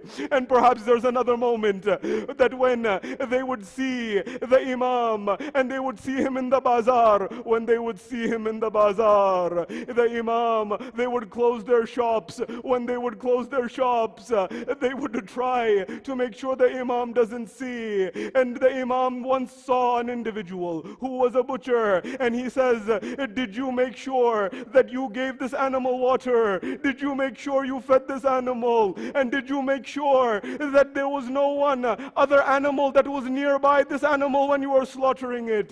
They said, Yabna Rasulillah, we are Muslims. We abide by all of those conditions. He turned towards Karbala. He says, Assalamu alayka ya Aba Abdullah. Salam on you, my father, Aba Abdullah. You were being slaughtered 70 feet away. Who was your sister watching? They don't even treat the animals in that way. Ajrukum ala Allah. आज़ादारो दो जुमले सुन लीजिए और ज़हमत तमाम कहते हैं कि जब इमाम को जहर दिया गया, जहर इमाम के जिस्म में हरकत करने लगा, जब ये जुल्म हुआ, इमाम ने अपने फर्जंद को कहा है बाक़िर मेरे बाद तुम इमाम होगे। जब रुखसत आखिर था और इमाम हुसैन जा रहे थे तो उन्होंने एक अंगूठी ली और दूसरी वाली पहन ली और कहा कि जब मदीना पहुंचना ये अंगुश्तरी, ये अंगूठी पहन लेना, उस पे लिखा था इन्नल्लाह बालिगु अमरिही, कि बेशक अल्लाह का अमर होगा पूरा। और फिर एक अजीब जुमला कहा कि ए बेटा बाक़िर मुझे जमीन पे लिटा दो। कहा है बाबा जान जमीन पे क्यों लिटा दूं? अजब में शायद इमाम सज्जाद ने कहा होगा, ए बेटा जब मैं इस दुनिया से जा रहा हूं तुम मेरे साथ हो, मगर असर आशूर थी, शाम गरीबा थी, मेरा बाबा बेगोरो कफन दश्ते करबला में था और उसके जिस्म मुतहर पर घोड़े दौड़ा दिए गए। ए बेटा मेरा बाबा लाचार था, उसका कोई पुरसान हाल नहीं था, मगर शायद आखिरी जुमला शायद इमाम ने कहा हो और करबला का रुख किया हो और कहा है बाबा आप पे कयामत गुजर गई, ए अबा अब्दुल्ला आप पे कयामत गुजर गई। आपने 2 मासूम को दफन किए, मगर करबला से कूफा और शाम तलक मेरे ऊपर भी कयामत गुजर गई। मैंने फूफी अम्मा को देखा, बहनों को देखा, मजमा आम था, अशाम और बाबा आपने 2 मासूम को दफन किए और मैंने भी 2 मासूम दफन किए। आपने हसन मुज्तबा को दफन किया और अली असगर को दफन किया, मैंने भी 2 मासूम दफन किए। मैंने आपको दफन किया और कैद खाने में एक 4 साला मासूम सकीना मैंने अपने हाथों से दफन किया। सल्लल्लाहु अलैका या रसूल अल्लाह, सल्लल्लाहु अलैका या अमीर अल-मुमिनीन, सल्लल्लाहु अलैकी या फातिमत अज़-ज़हरा सय्यदत निसा अल-आलमीन, सल्लल्लाहु अलैका या हसन अल-मुज्तबा, अस्सलामु अलल हुसैन व अला अली इब्न अल-हुसैन व अला औलादिल हुसैन व अला अस्हाबिल हुसैन, माअना हुसैन या हुसैन या हुसैन।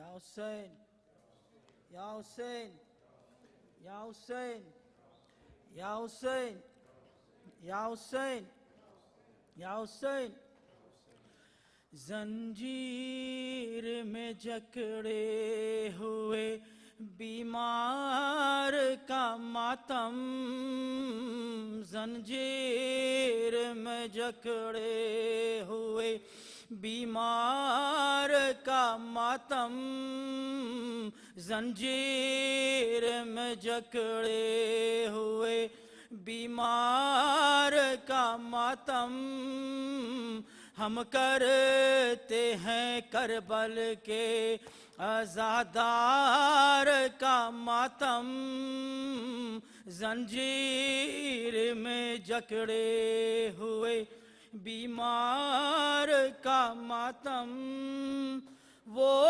خون میں ڈوبا ہوا شبیر کا لاشا بے گور و کفن دھوپ میں ریتی پڑا تھا منظر یہ جگر تھام کے سجاد نے دیکھا ہر سو ہے باپا اب اسی غمخوار کا ماتم زنجیر میں جکڑے ہوئے بیمار کا ماتم زنجیر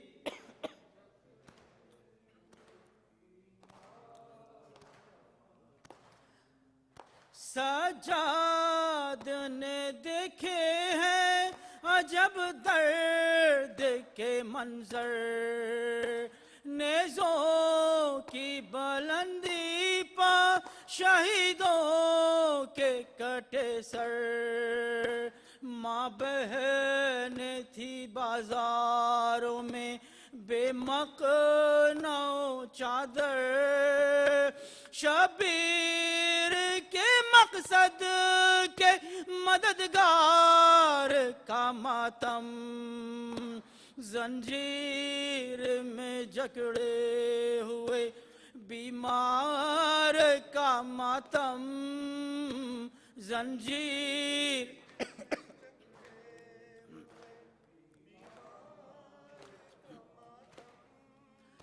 پابند رسن ہو گئی کبرا کی کلائی چادر بھی نہ تھی سر پہ گھٹا ظلم کی چھائی ایک بیوہ بہن ساتھ تھی مجبور تھا بھائی ہے آج اسی بے کسو ناچار کا ماتم زنجیر میں جکڑے ہوئے بیمار کا ماتم زنجیر میں جکڑے ہوئے بیمار کا ماتم رسی میں بندھا پیاسی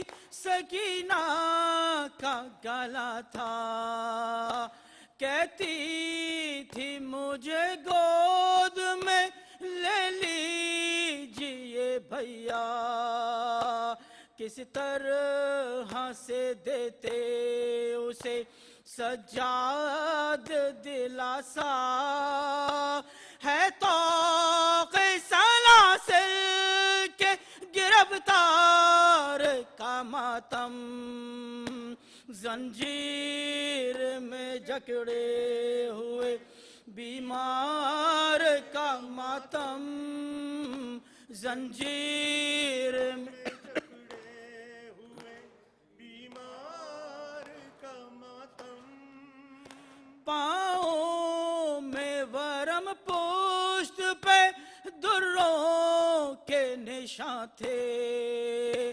زخمی ہوئے سب راستے جب آبلے پھوٹے بیمار تڑپتا ہی رہا زخم گلو سے ہے قافلہ صبر کے سردار کا ماتم زنجیر میں جکڑے ہوئے بیمار کا ماتم زنجیر میں جکڑے ہوئے بیمار کا ماتم جب پوچھتا کوئی تو عجب ہوتا تھا کوہرام ٹوٹے ہیں کہاں سب سے زیادہ غم والا دل تھام کے سجاد کہا کرتے تھے اشاں بازار کا زندان کا دربار کا ماتم زنجیر میں جکڑے ہوئے بیمار کا ماتم زنجیر میں جکڑے ہوئے بیمار کا ماتم روئے ہیں تیرے غم میں علی اور حسن بھی تڑپے ہیں تیرے غم میں شہ تشنا دہن بھی بے چین ہوئی فاطمہ سرور کی بہن بھی ماتم ہے تیرا احمد مختار کا ماتم زنجیر میں جکڑے ہوئے بیمار کا ماتم زنجیر میں جکڑے ہوئے بیمار کا ماتم مظلوم کے حصے میں بھی زہر ستم آیا ایک حشر رشید اہل مدینہ میں تھا برپا لو سو گیا اسلام کے زخموں کا مسیحا عشقوں کی فضاؤں میں ہے بیمار کا ماتم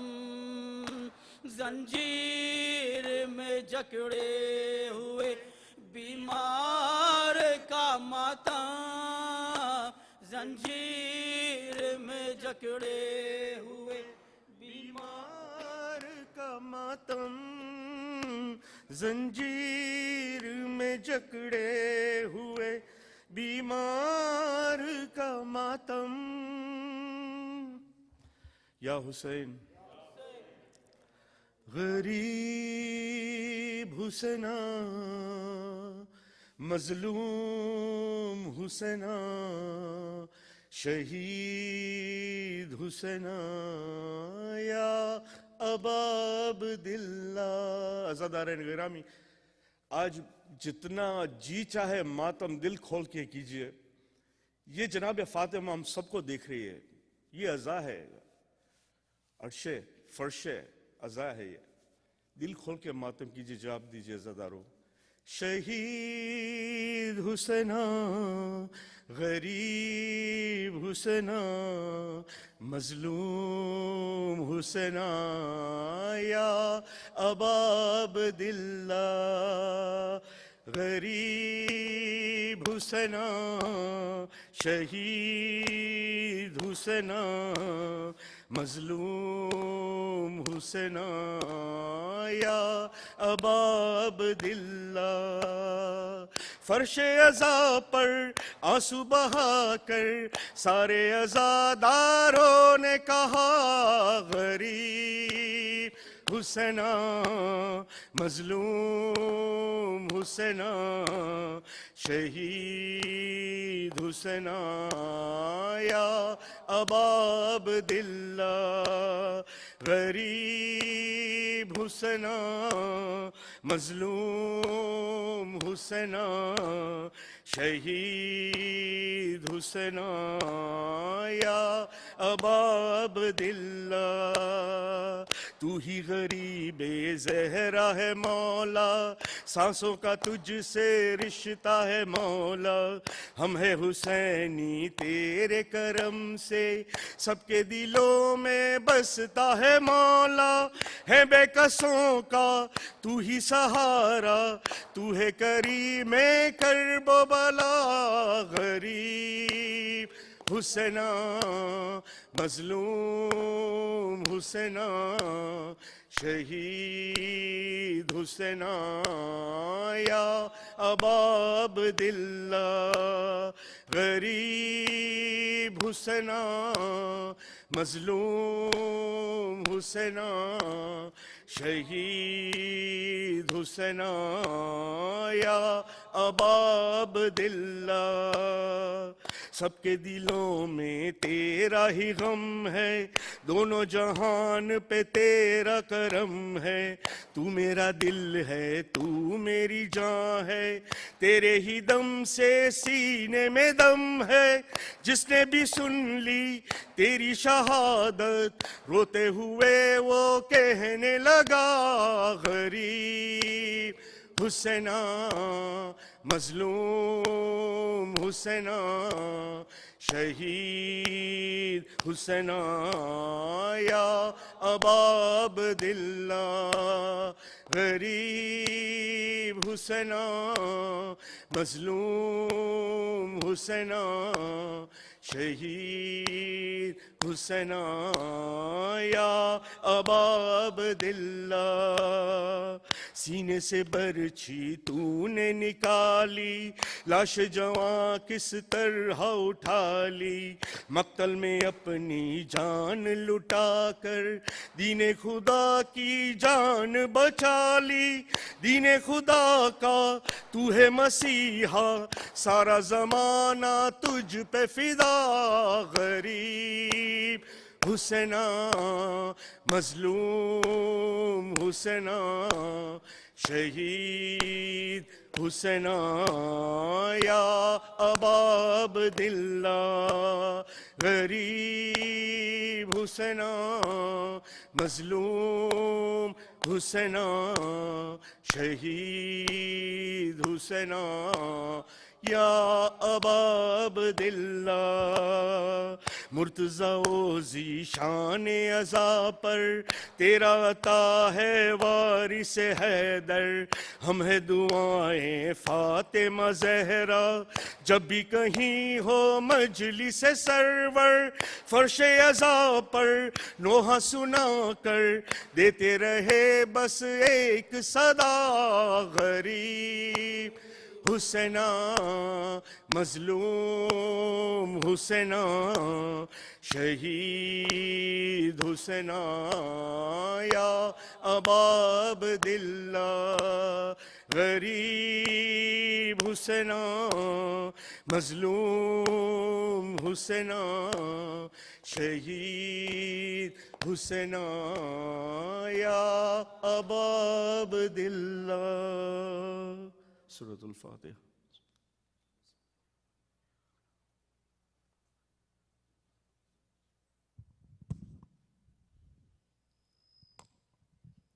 زیارت